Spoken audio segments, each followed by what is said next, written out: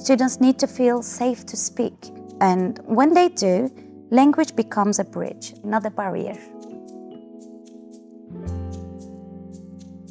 I support the system for teachers, for students, and for schools.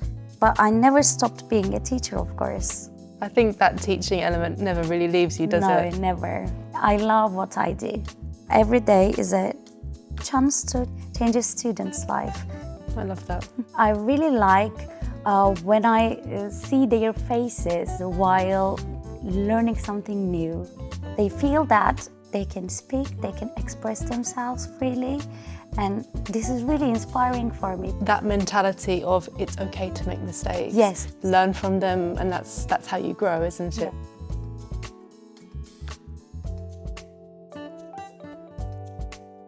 Okay, well, good morning, Eylem. It's so nice to be here. Thank you for having me. Good morning. Thank you so much. So we're here in Turkey. Yes. It's the first time that we've done this Cambridge podcast in this country, so it's an absolute pleasure and a first. We're here in Final Schools, Yes. and we're here in this quite big auditorium. We can hear the kids in the background. Is it break time now, or is it? I think it is a break time. Okay, awesome. So thank you so much for having me, and thank you for the time that you're giving us today. This is an opportunity for me, so thank you so much for coming here. I'd like to start this podcast, if I may, with a quote from you, and it's something that really resonated with me. So I'm going to read it out and then we'll go from there. Of okay? course. So, throughout my career, I have prioritized creating learning environments where students feel safe to speak, curious to explore, and confident to grow. I strongly believe that language learning is not only about grammar or vocabulary, but about supporting a student's voice, identity, and courage. This belief guides every decision I make, whether in the classroom or at an institutional level. The reason why I love that quote so much is because I used to be a teacher, and I also thought that, everything is so much more. Teaching English is so much more than grammar rules, right? Yeah, you're right. And these are really inspiring words from you. So you also said that language learning is about supporting a student's voice, identity, and courage, not just grammar. So how do you bring that philosophy to life in your classrooms and across your schools? I believe language is personal. It is a way to be heard. So in our classrooms, we don't focus on just structures. Sometimes, in Turkish, for example, Turkish teachers just focus on grammar or just focus on vocabulary or just focus on listening. But I don't believe that. So we tell stories, we act in the classrooms, we debate, and we sing songs. I mean, we let students express themselves in the classroom. And whether through drama or journal writing or essay or a simple conversation, students need to feel safe to speak. And when they do, the grammar follows, I think, naturally. So across the school, we design programs where language is used, not just studied. So we have, for example, reading clubs or English fun clubs or international projects. So language becomes a bridge, I think, for me, not a barrier. That's really, really interesting. Yeah, I agree. I think, English is not a subject to be learned, to be memorized. It's you have to be able to use it as a skill, because at the end of the day, English is something that you use in real life. Yes, right? You're right. How have your students reacted to this more, let's say, realistic way of teaching? Maybe they're used to grammar in before, like that kind of traditional way of learning English. How have they reacted to the things that you're doing? For example, my teacher, I remember my teacher, my English teacher, she was so obsessed with grammar and vocabulary. So I realized that I couldn't learn it. So that's why I'm trying to teach with my teachers the new programs, new structures, new ways. So that's why students, don't board. So this is very important for me, because if they like it, they will learn it automatically and naturally. If they don't speak or they don't learn, any kind of word, any kind of vocabulary, or any kind of grammar structure. It's that kind of confidence that you were talking about earlier, that kind of feeling safe and Yes. feeling able to speak and not be scared of making mistakes. Yeah, of course. They have to speak. They have to feel free, and they have to, feel comfortable in the classroom during the English lessons especially. Absolutely. So this is very important for me. So it sounds like your own experience of learning English has informed the way that you teach and the way that you lead your department. So what exactly inspired you to become a teacher and specifically a teacher of English? I read a book, and of course my teacher inspired me. My English teacher, I still remember the day I read a book in English for the first time, and it was really amazing for me because I understood any other language except Turkish. So I felt really free while I'm reading it. And my English teacher was someone who made me feel seen. So I think the key is the seen, the word. I wanted to do the same thing like my teacher and to make students feel comfortable while they are learning English. I love that it was a book that inspired you. Which book was it, by the way? It was Anna Karenina. A classic, a classic. Yeah, the classic one. Because we often say that English as a language opens doors, but books, Yes. they open doors to other worlds as well. Yes. So it's sort of, you were doing both, opening a door to a different world and in English at the same time. What was that journey like for you? I began teaching and have taught across preschool, primary, secondary, and high school levels. And working with such a wide range helped me deeply understand learners' needs, because I'm not just working with preschool or high school students, I am working with all levels. So I think it is very difficult, but it is also so enjoyable. And because you understand developmental differences between the levels and the importance of personalized language teaching. So I grew up in Turkey actually, then completed my university degree in Eastern Mediterranean University in Cyprus. So this place was an international place. So I did my master's there and also spent time living in London, and then where I attended programs at, for example, Oxford University. And each step helped me grow, actually. So not just as a teacher, but as a learner too. So in recent years, I moved into leadership then. Today, I serve as the head of Foreign Languages Department, so at Final Schools, one of Turkey's most established education networks. And I am designing some curriculums and new things. I'm teaching or helping with the teachers as well. So I'm very happy to do something new. It sounds like had a very varied and rich background, and you're bringing that into your teaching and your leadership now at Final Schools. Yes. Going back to the kind of preschool to high school, I guess there's a huge age gap, isn't it? Yes. I remember I taught at a private language school, and in the morning I would have 3-year-olds, and in the evening I would have students doing Cambridge proficiency exam. Like huge difference, and it's really sort of a shift in your kind of mental load. But what's the biggest insight that you've gained about how language learning needs change as children grow? It is very difficult to, connect with for example, preschool students and then high school students. You have to think first, like twinkle, twinkle, little star, and then you have to go and do some academic programs, for example. And it is really difficult for, switching your teaching.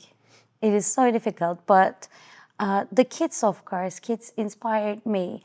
I really like when I see their faces while learning something new. So I think this is so exciting for me. And then you are, for example, you are following their faces, for example, their happiness, and then they feel that they can speak, they can express themselves freely. And this is really inspiring for me, because you are doing something with them, and then you are gaining lots of feedbacks. So this is really happy for me, for example. Are there any particular kind of projects or lessons that or topics that you're covering at the moment that has caused particular excitement with your students? P4C lessons. We're trying to teach them how to think, how to express themselves. And also we are teaching, we haven't just one correct answer. So philosophy for children, these lessons, they are really, really strong for them because they know that, for example, if you have got some mistakes, the teacher will angry to you. But right now they understand that they can think and they can share their ideas freely, and they haven't got just one correct or one wrong answers. So I really like P4C lessons. For the reason. I like that because I think that mentality of it's okay to make mistakes. Yes, it is okay. That's beyond English, isn't it? Yes. Because in all subjects, it's really important, and in life, it's important to make mistakes, Yes. learn from them, and that's how you grow, isn't it? Yes. So I love how it transcends the English classroom as well. Yeah. Of course, as a teacher, for example, or as a leader, or as a coordinator, I can make mistakes because this is not my mother tongue, for example. But it is so okay. Excellent. Hi. While they're taking a quick break, it's time for today's top tips. And today we're talking about sustainability. Hi, I'm Cecilia Lemus-Hamer, and I'm Helen Allen, and we both work in the Professional Learning and Development team at Cambridge University Press and Assessment English. there are different ideas about what sustainability is. But we're talking more than just talking about recycling, turning off the water or turning off the lights when you leave a room, aren't we? So you've picked up there, Cecilia, on some kind of common things you might see in course books. But sustainability really does go beyond the environment. Yes, there's an element of caring for the planet, of supporting the health and the well-being of all living things, and using our natural resources wisely and carefully. But it's also about the humans in the mix. It's about the people. It means looking after our communities, making sure that they are healthy and fair and equitable, so that we can all do our bits, that we all have the luxury, if you like, of being able to care for the environment. And not just for today, not just for now, but for future generations too. And as part of that, it also includes the way we run our businesses and our economies in ways that benefit people and their communities, that respect our cultures and our environments locally and around the world too. I like it how you bring that it's not just about the environment, because I think that is what people are a bit tired, because we keep talking about the same. But it's bringing that broader vision, isn't it? Yeah. The human, the society, and the economic. Yeah. But I'm trying to think, how would that translate into my learners? Yeah, sure. And it's different for everybody, right? But let's take a young learner, for example, maybe a 3 or a 5-year-old. For them, it might mean that, they use both sides of the piece of paper to draw a picture, right? They don't just use one side and throw it away. It might mean learning to share or to work together on things, not just working independently. So these are things we can all do. But for older children and for adults, it also means that ability to engage openly with sustainability issues, and maybe things that at first glance maybe you don't even agree with. Right? It's that openness. It's understanding the impact of our choices on the world around us and the people around us, and actually acting to reduce harm, to conserve resources, and to make sure that our planet can continue to support us in the long term. And we can act individually, right? We can do things to change our own lives, but actually it's where we can make a difference together that's really valuable. So, things like, could we make it safer so that our, students and our teachers can actually walk to school or work, right?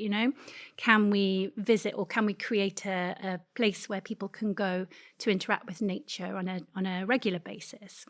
Could we influence the people we work with to provide more healthy and sustainable lunches, that kind of thing. Where can we work together?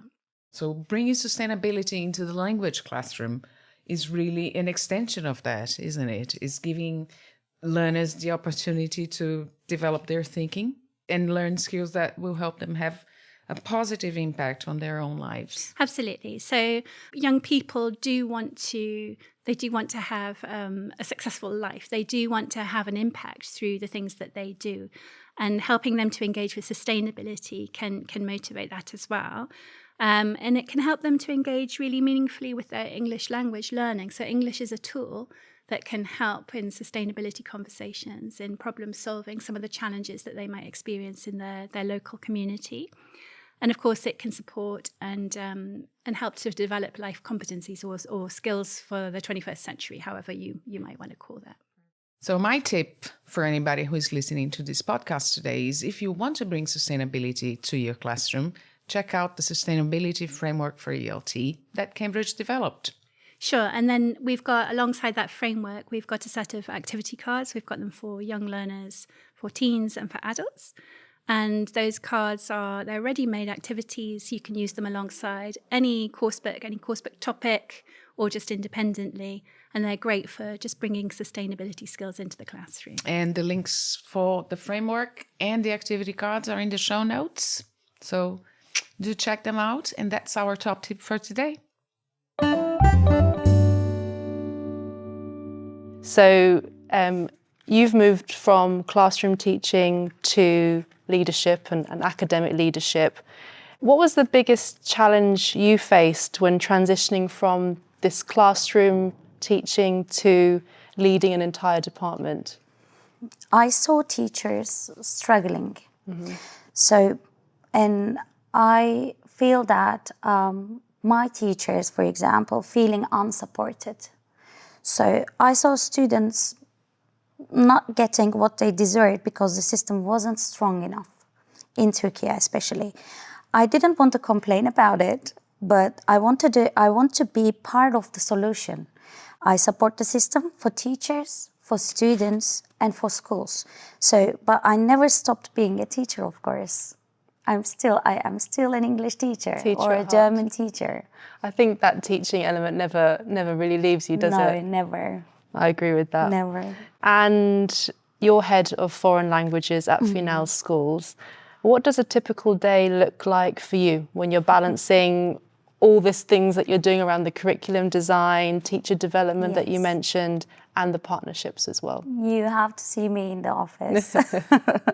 I can say that a mix of everything, because designing curriculum and reviewing lesson plans, coaching teachers, mentoring them, trying to be mentoring them, and meeting publishers, and also visiting campuses, and we have lots of campuses. I can say that maybe 250. Wow. And all totally in Turkey, I can say that 500 or something huge. like this. Yeah, Huge. it is. And also making sure our systems support teachers. This is very important because I'm gaining lots of feedbacks. Not the other way around. We cannot do something, good. So, and yes, I still teach when I can. That's what keeps my feet on the ground, actually. I'm still teaching. Excellent. I think that's important to keep that connection to the classroom, isn't it? Yes, of course, because you have to be in the classroom. You have to understand students' needs, and you have to understand, especially as a coordinator, you have to understand teacher needs, because you are designing a curriculum, but is it really, helpful? Or can they really use it? So this is very important. So I'm gaining lots of feedbacks because of that. Exactly.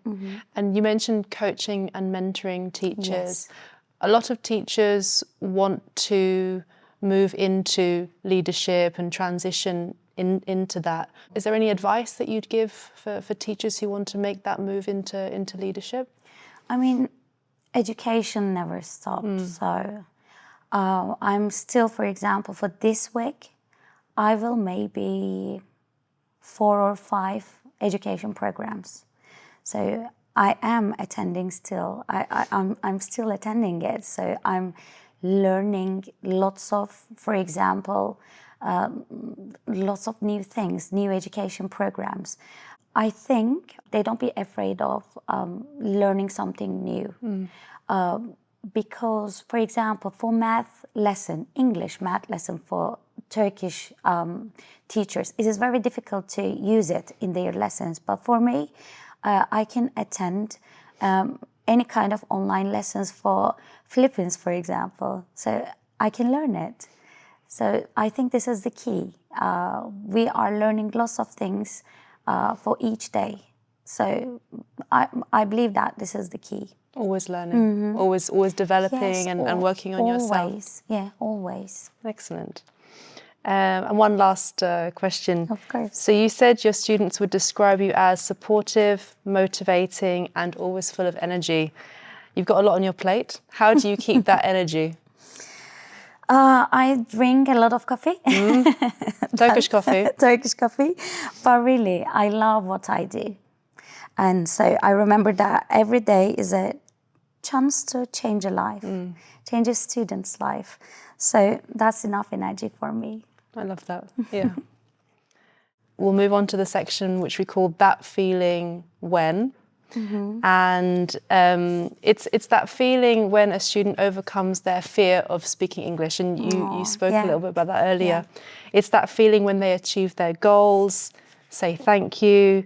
And I'm sure you've got a lot of examples. Teaching was a while ago for me, but I still have those memories of teaching. So I'd love to hear that feeling when and the moment that inspired it. So if you've got a story to share, I'd love to hear it. Yeah, of course. I don't know how can I explain it, but I will try. I started to teach English, and it was my first year. Then I saw one of my students, and he was so shy, and he doesn't think that he can speak or he can do that. So each day I took care of him. So after 5 or 6 months later, he started to speak English, and he was shocked, and his family was shocked. So, and I said, okay, I can teach. So this will be, good emotion. I feel really good. So this was just one of the examples of my students. I have lots of experiences, of course. I have lots of examples like this. So was it like a single moment where he just said, well, I can do it, I can speak? Or had it been a slow process to get to that point? Or? He just asked a question, and he said, teacher, can I speak Turkish or can I speak English? And I said, okay, please feel free. If you want to speak Turkish, please speak Turkish. If you want to say English, please say English. It doesn't matter for me. Then he spoke English, but he didn't even realize it. So he said, okay, I want to speak like Turkish. And I said, Berk, you're speaking English. I think that feeling when was, for you, that feeling when, but it's probably for him as well. He probably looks back at that and thinks, oh, that feeling when I finally managed to, have that confidence and say something in English. And then I'm sure he flew from then on. And he thought that he was speaking Turkish. But he was speaking English. I love that. So then I said, okay, now we are talking. Excellent, excellent. Okay, and then we've got the last section. So this one, just give the first answer that pops into your head. Okay. So, morning lessons or afternoon lessons? Morning lessons. Morning lessons. Yeah. And what's your favourite English word or phrase? Speak your truth. Oh, good, philosophical. And what's your worst teaching habit? Writing too many notes and writing too many details. And what's your go-to snack or drink during the day? Of course, Turkish coffee. I knew you'd say that. Yeah. What's one thing you couldn't live without in the classroom? Of course, my voice. And digital resources or pen and paper? I cannot just say digital, or I cannot just say pen and paper. I can say both. Balance is the key, I think. Okay. You're meant to choose one, but I'll allow you that because it was a good answer. I like all of them. You're right. It was really, really nice talking with you. Really, really interesting. And again, thank you for having us. Thank you so much. I want to say one more thing. Oh, sure. Being here today isn't just important for me. So it is important for all of us who believe in the power of education. We need spaces like this to tell our stories, to share our challenges or inspire one another. So thank you for the Cambridge team for creating this platform for me, and thank you giving teachers a voice and for showing the world that what happens in the classroom matters. So thank you so much for coming here. Thank you. Thank you. It's a pleasure.